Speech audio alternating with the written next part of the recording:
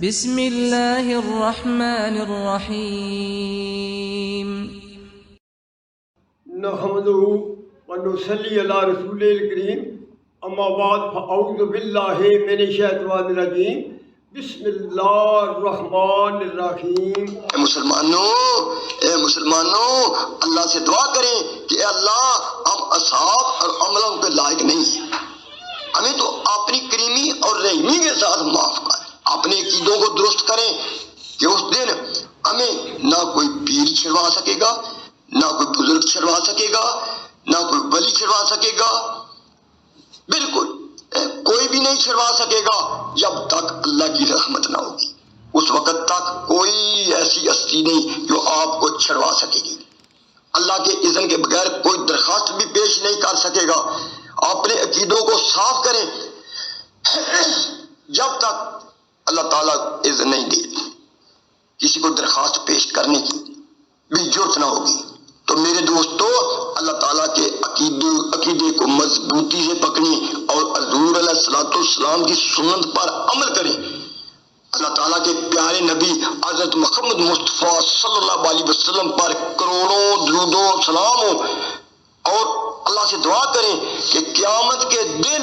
ہمیں اپنے پیارے نبی کی شفاعت نصیبوں میں ہو۔ اللہ تعالیٰ کے کروڑوں صلوات و سلام ہو حضرت محمد مصطفیٰ صلی اللہ علیہ وسلم پر، حضرت خاتم الانبیاء پر، امام الانبیاء پر، سید الانبیاء پر، سید الاولین اور سید الآخرین پر۔ آپ ان کی اطاعت کریں، صحابہ اہل بیت اولیاء کرام کی محبت اختیار کریں۔ لیکن محبت کا معنی یہ نہیں ہوتا کہ انسان اپنے دماغ سے طریقے نکالے، نہیں، طریقہ وہی منظور اور قبول ہوگا جو بتلایا ہے محمد رسول اللہ نے، اور عمل بھی وہی منظور ہوگا جو بتلایا ہے محمد رسول اللہ نے، اور اللہ کے یہاں ثواب بھی اسی عمل کا ہوگا جو موافق ہوگا شریعت محمد رسول اللہ کے۔ مگر یہ سمجھو کہ اس دن ہمیں کوئی پیر کام آئے گا، کوئی مرشد کام آئے گا، کوئی کتب گاؤں چھڑوا لے گا۔ اللہ تعالیٰ ارشاد فرماتا ہے کہ تیرے قریبی رشتہ دار بھی تجھ سے بھاگتے ہوں گے اور تو ہم سے بھاگتا ہوگا۔ ماں بھاگے گی، اور ماں بھی کبھی بچوں کو چھوڑ سکتی ہے، ماں بھی کبھی بچوں کو چھوڑ سکتی ہے۔ ایسی سخت گھڑی میں ماں بھی بچوں کو چھوڑ دے گی، اور بیوی اور بچے بھی ساتھ چھوڑ دیں گے۔ ہر کسی کو اپنی پڑی ہوگی، ہر کسی کو، اور اللہ کا فیصلہ ہے کہ کوئی کسی کے کام نہیں آئے گا، کوئی کسی کو نفع نہیں پہنچا سکے گا۔ بس دعا یہ کرو کہ اللہ تعالیٰ حضور علیہ السلام کی سنت پر عمل کرنے کی اللہ تعالیٰ توفیق دے، اور قیامت کے دن حضور علیہ السلام کی شفاعت نصیبوں میں۔ حضور پاک کی محبت کا معنی یہ ہے کہ حضور پاک کے عمل اختیار کرو، ان کی سیرت اختیار کرو، حضور پاک کی پاکیزگی اختیار کرو، حضور پاک کے اخلاق سے سبق حاصل کرو، حضور پاک کے عمل سے سبق حاصل کرو کہ اللہ کے نبی نے ساری زندگی کسی کو نہیں دکھایا، کسی کو پریشان نہیں کیا، کسی کا ایک دلے کا بھی حق نہیں کھایا۔ حضور کا نمونہ عمل کو اپنی زندگی کا مقصد بنا لو اگر تم چاہتے ہو کہ قیامت کے دن ہم کو سرخروی حاصل ہو۔ تو اللہ تعالیٰ نے یہ نمونہ پیش کرنے کے بعد دو قسموں کا ذکر ارشاد فرمایا ہے۔ قرآن پاک میں اگر مومنین کا ذکر آتا ہے نا، تو بعد میں کافرین کا بھی ذکر آتا ہے، کیونکہ جب دوسری چیز ضد میں نہ ہو، تو بات کی سمجھ نہیں آتی، یا کہ اگر رات ہی رات ہو تو دن کو کون پوچھے، اور اگر دن ہی دن ہو تو رات کی قدر کیا ہو۔ تو اللہ تعالیٰ کی یہ سنت ہے کہ اللہ تعالیٰ نے دونوں فریقوں کا ذکر کیا ہے۔ اللہ تعالیٰ نے فرمایا کہ قیامت کے اس دن کچھ چہرے ایسے خوش ہوں گے، ہنسنے والے، مسکرانے والے۔ اللہ تعالیٰ فرماتا ہے کہ قیامت کے اس دن کی اتنی تنگی، اتنی شدت اور سختی کے باوجود بھی کچھ لوگ ایسے خوش ہوں گے جن کے چہرے بالکل خوش رنگ اور مسکراتے ہوں گے، ہنستے ہوں گے۔ یاد رکھیں کہ مثال تو چہرے کی ہے نا، لیکن اصل میں انسان کا بدن ہوتا ہے، اس لیے ذکر تو چہرے کا ہے، لیکن مراد ہے بندہ۔ کیا مراد ہے؟ بندہ، کیونکہ اس دن کچھ انسان ہنس رہے ہوں گے، ان کے چہروں پر تر و تازگی ہوگی، ان کے چہروں پر رونق ہوگی، ان کے چہروں پر خوشی ہوگی، کیونکہ اللہ تعالیٰ فرماتا قیامت کے دن جو میرے صحیح بندے ہیں اس دن کی بڑی پریشانی بھی ان کو پریشان نہیں کرے گی۔ کچھ لوگ تو یہ کہتے ہیں نا کہ انبیاء کہیں گے نفسی نفسی، کہ ہمیں بھی اپنا ڈر ہے۔ وہ اس دن اللہ تعالیٰ کے جلال و عیبت سے یہ کہیں گے۔ ویسے تو انبیاء معصوم ہیں، وہ تو جنت میں جائیں گے، اور جنت میں سب سے بڑا رتبہ ہوگا حضرت محمد مصطفیٰ صلی اللہ علیہ وسلم کا۔ اور اس دن کچھ چہرے سفید ہوں گے اور کچھ چہرے سیاہ ہوں گے۔ سفید اور سیاہ ہونے کا یہ مطلب ہے کہ جن پر اللہ کی رحمت ہوگی وہ خوش کھڑے ہوں گے، اور جن پر اللہ کا غضب ہوگا ان پر سیاہی طاری ہو جائے گی۔ لیکن یاد رکھو کہ یہ سیاہی اور سفیدی قیامت کا علیحدہ معاملہ ہے۔ دنیا میں سفید اور سیاہ کا کوئی فرق نہیں۔ اسلام کے اندر عزت اس کی ہے جو تقوی والا ہے۔ اسلام کے اندر کسی کالے اور گورے کا جھگڑا نہیں، اسلام کے اندر کسی غریب یا امیر کا جھگڑا نہیں، اسلام کے اندر کسی عربی یا اجمی کا جھگڑا نہیں۔ اسلام ایک ایسا دین ہے جو تمام دنیا کو ایک لڑی میں پرو دیتا ہے، جو تمام دنیا کے انسانوں کو ایک صف میں کھڑا کر دیتا ہے، جو تمام دنیا کو ایک صراط مستقیم پر لے آتا ہے۔ تو اس لیے اللہ تعالیٰ نے فرمایا ہے کہ کچھ چہرے ایسے ہوں گے جو رونق والے ہوں گے۔ اس لیے علماء نے یہ فرمایا ہے کہ جس انسان کی رات کی عبادت زیادہ ہوگی، یعنی کہ جو آدمی رات کو تہجد پڑھتا ہوگا، اللہ کا قرآن پڑھتا ہوگا، جو آدمی رات کو نوافل پڑھتا ہوگا، اور صبح اس کے چہرے پر ایک بالکل نور ہوگا، ایک ایسا حسن ہوگا، بہترین حسن ہوگا، ایک جمال ہوگا۔ علماء نے یہ بھی فرمایا کہ اگر تمہیں کسی قسم کا شک ہو تو تجربہ کر لو۔ انہوں نے کہا کہ ایک مسلمان مرد ہے اللہ سے ڈرنے والا، جس کی رات تہجد میں گزرتی ہے، جس کی رات مسئلے پر گزرتی ہے، جس کی رات عبادت میں گزرتی ہے، صبح اٹھ کر اس کے چہرے پر نظر ڈالو اور اس کے مقابلے میں ایک فاجر اور ایک فاسق کے چہرے پر نظر ڈالو، ایک شرابی اور زانی کے چہرے پر نظر ڈالو۔ یہاں پر آپ کو ایک معصومیت نظر آئے گی اور وہاں پر اللہ کی لعنت برستی ہوئی نظر آئے گی۔ اور علماء نے فرمایا کہ اس سے بھی اگر تم نے بڑھ کر تجربہ کرنا ہے تو اپنے بدن پر تجربہ کر لو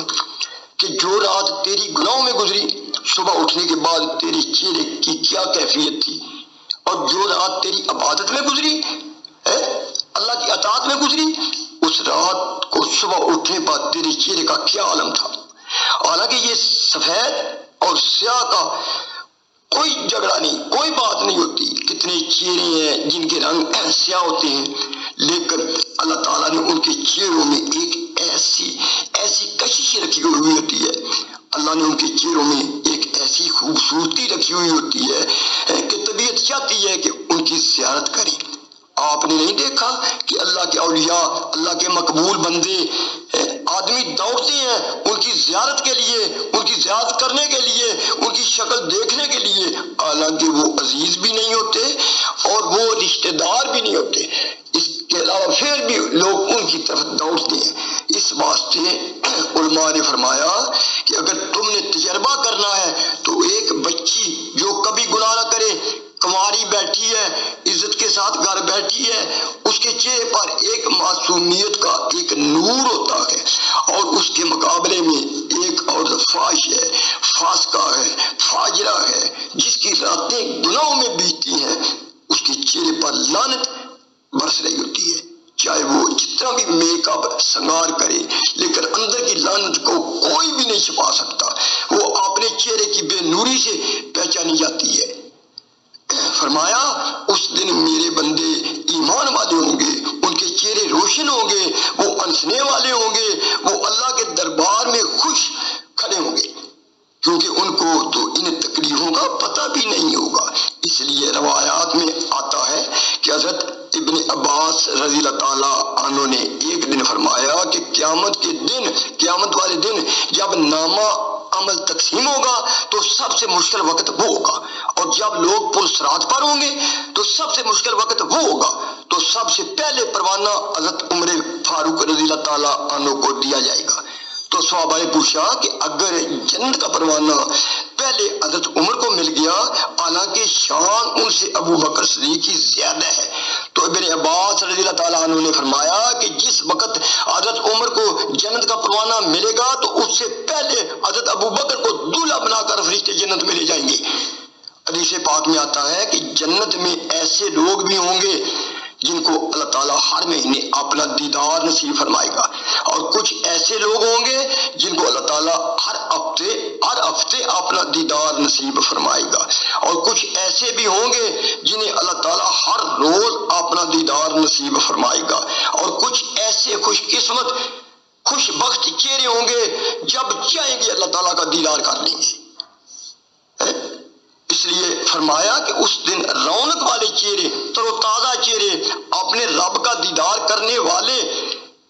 ایک قسم تو یہ ہوگی، اور دوسری قسم اللہ تعالیٰ فرماتا ہے کہ کچھ چہرے ایسے ہوں گے جن پر غبار اور گرد پڑی ہوگی، مٹی پڑی ہوگی اور سیاہی چڑھی ہوگی، یعنی سیاہ چہرے، مٹی بھی ہوگی، اور آپ اندازہ لگائیں کہ چہرہ بھی سیاہ اور اس پر مٹی بھی پڑی ڈال دی جائے تو اس چہرے کا کیا ہوگا، کیا لگتا ہوگا، اس چہرے کا کیا عالم ہوگا۔ اللہ تعالیٰ نے دونوں چیزوں کو جمع کیا کہ ان کے چہروں پر سیاہی بھی ہوگی اور ایک غبار بھی ہوگا۔ وجہ یہ ہے کہ انہوں نے بھی تو کفر کیا، انہوں نے بھی تو بد عملی کو جمع کیا تھا، کفر بھی کیا تھا اور عمل بھی بیڑے کیے تھے، تو اللہ فرماتا ہے جانور بھی پیش ہوں گے اور ان سے بھی بدلہ دلوایا جائے گا۔ وہ یہ کہ اگر کسی سینگ والی جانور نے بغیر سینگ والے کو مارا تو قیامت کے دن بغیر سینگ والے کو سینگ دیے جائیں گے اور اس کو بدلہ دلوایا جائے گا۔ جس وقت سب بدلے طے ہو جائیں گے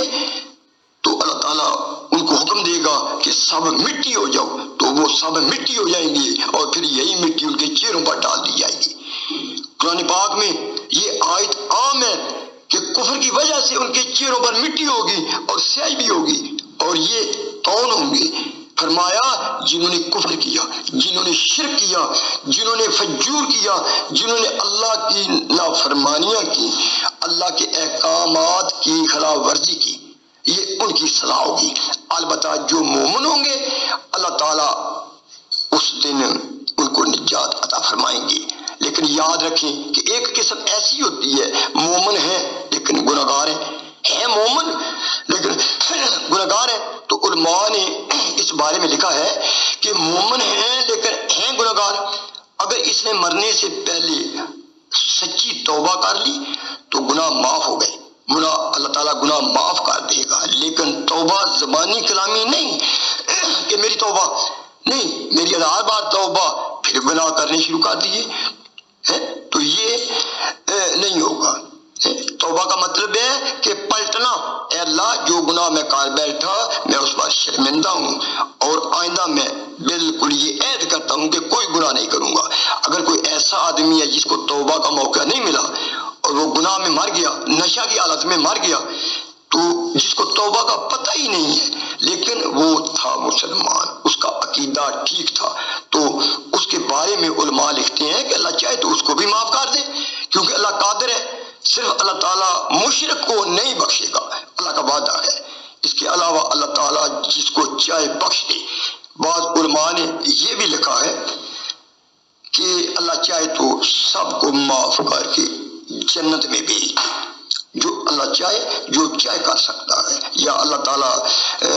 اس طرح چاہے کہ جتنے گناہ اس انسان نے کیے ہیں اس کے مطابق اس کو جہنم میں دوزخ میں رکھا جائے، تو جب وہ سزا پوری ہو گئی تو اللہ تعالیٰ اس کو انبیاء کی شفاعت یا اولیاء کی شفاعت سے دوزخ سے نکال کر وہ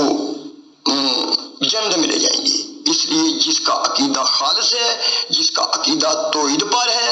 اور موت بھی اس کی توحید پر آئی، اللہ کی رحمت سے وہ جنت میں جائے گا، وہ پہلے مرحلے میں چلا جائے یا چاہے وہ دوسرے مرحلے میں چلا جائے یا وہ اپنے گناہوں کی سزا بھگت کر چلا جائے۔ لیکن جن لوگوں کی موت کفر پر آ گئی، قبر پرستی پر آ گئی، غیر اللہ کی پکار میں آ گئی، غیر اللہ کی سوچ میں آ گئی، غیر اللہ کے نعرے لگاتے لگاتے وہ مر گیا، وہ کافر ہے، وہ فاجر ہے، اس کی سزا دوزخ ہی ہوگی، ان کے لیے کوئی نجات کا راستہ نہیں ہوگا۔ آپ آپ سب دعا کریں کہ اللہ تعالیٰ ہم سب کلمہ پڑھنے والوں کو جنت نصیب فرمائے،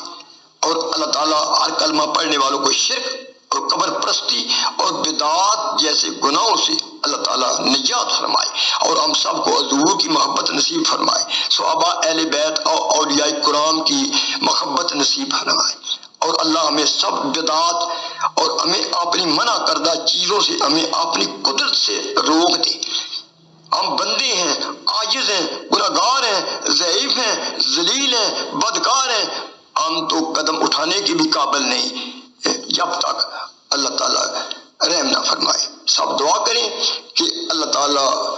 ہم سب کے لیے اپنے رحمت کے فیصلے فرمائے۔ وآخر دعوانا